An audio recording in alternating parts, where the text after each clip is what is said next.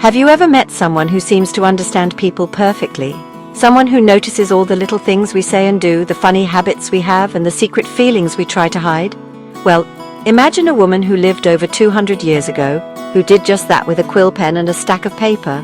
Her name was Jane Austen, and she is one of England's most treasured novelists. She didn't write about grand wars or epic adventures with dragons. Instead, she wrote about something much closer to home, the everyday lives, loves and worries of people in the English countryside. Her stories are filled with wit, charm, and a brilliant understanding of the human heart. Jane Austen's world was one of elegant country houses, grand balls, and strict social rules. For a young woman in her time, finding a good husband was incredibly important. It was often the only way to secure a comfortable future.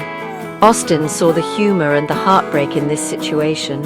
She wrote about clever young women trying to find their way, navigating a world that had very particular expectations of them.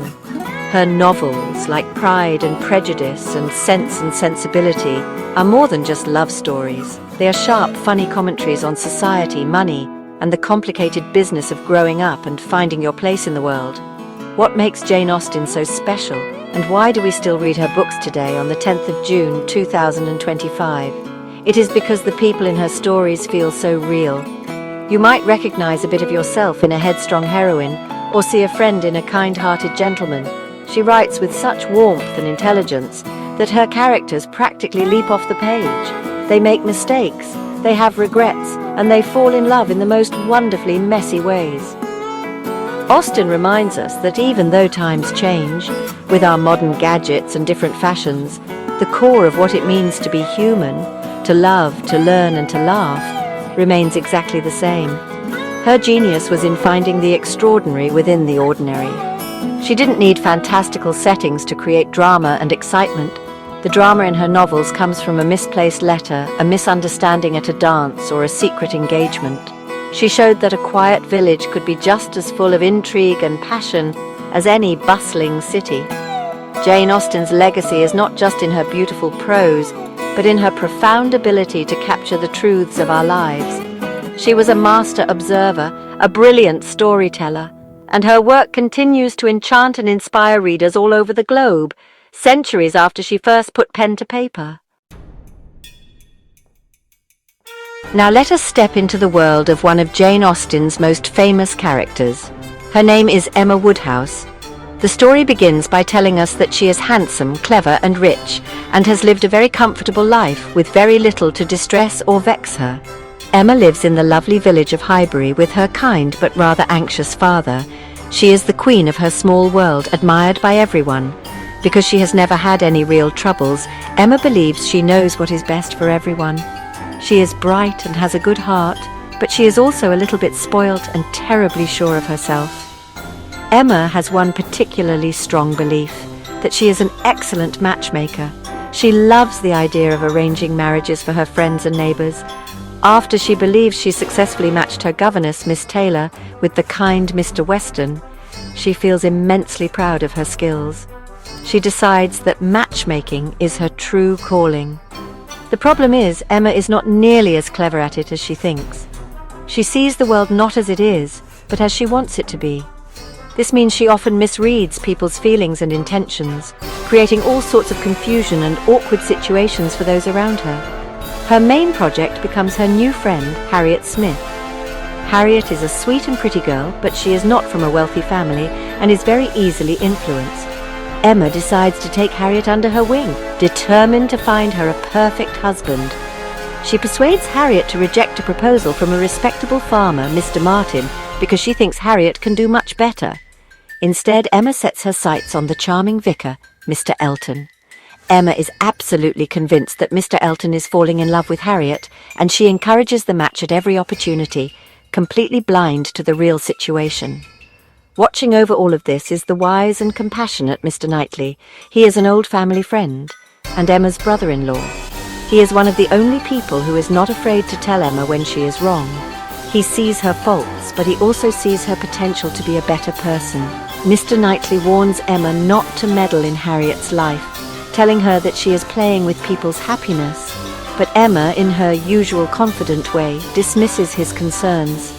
She is certain her plans are perfect, setting the stage for a series of comical and painful mishaps that will force her to question everything she thought she knew. Emma's grand plan to match Harriet Smith with Mr. Elton soon unravels in a most spectacular and embarrassing way. One snowy evening after a dinner party, Emma finds herself sharing a carriage with Mr. Elton. To her absolute horror, he doesn't declare his love for Harriet, but for Emma herself. She is completely shocked. How could she have been so wrong? She had interpreted all his compliments and attentions as being for her friend, when all along they were aimed at her. Mr. Elton, it turns out, is more interested in Emma's wealth and social standing than in Harriet's sweet nature. Emma has to reject him, and the whole situation becomes dreadfully awkward. This disaster is just the beginning of Emma's matchmaking mishaps. Her confidence is shaken, but she does not quite learn her lesson. A handsome and charming young man named Frank Churchill arrives in Highbury, and soon everyone is captivated by him, including Emma. She enjoys flirting with him and believes they might be a suitable match. At the same time, she begins to suspect that Harriet might now have feelings for Frank. The web of misunderstandings grows even more tangled. Emma's imagination runs wild, creating romantic scenarios that have very little to do with reality, leading everyone further down a path of confusion. The themes of social class and romance are woven through all these mix-ups. In Austen's time, who you married was as much about your family's money and position as it was about love. Mr. Elton looks down on Harriet because she is not his social equal, and he aims for Emma because she is. Emma, too, is a bit of a snob. Her biggest mistake was convincing Harriet to refuse the farmer, Mr. Martin, deeming him not good enough for her friend. She fails to see that Mr. Martin is a genuinely good man who truly loves Harriet, and that a happy marriage can be built on respect and affection, not just social climbing. Through these blunders, the novel explores the important theme of self-discovery.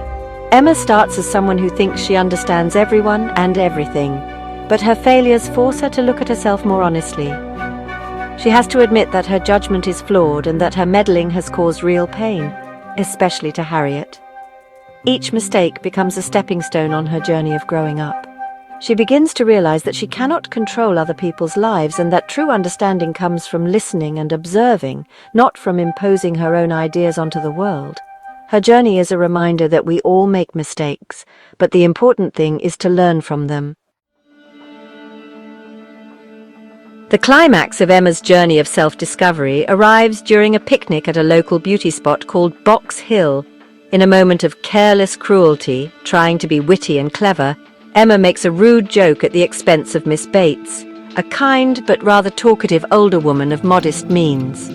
Everyone is shocked into silence by her unkind remark.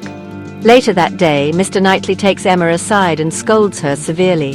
He tells her how badly she has behaved, pointing out that Miss Bates has few comforts in life and deserves compassion, not ridicule from someone as fortunate as Emma. His words hit her like a thunderbolt. For the first time, Emma feels deep shame and remorse.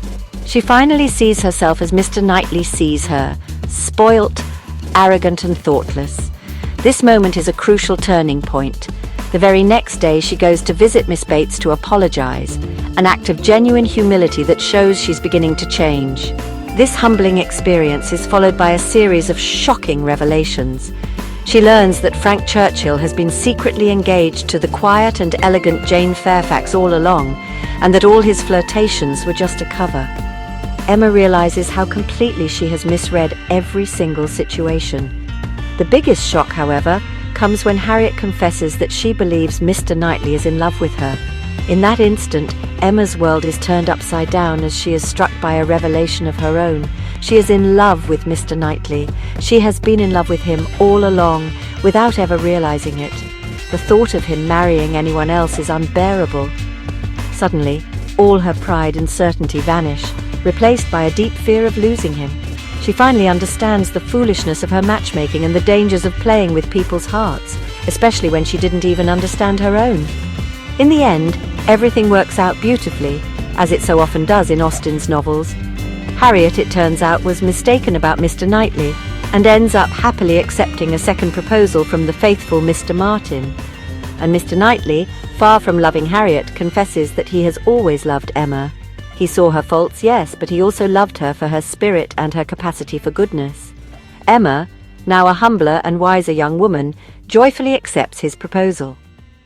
Her story is a timeless reminder that true love and maturity come not from being perfect, but from learning from our mistakes and opening our hearts to the truth.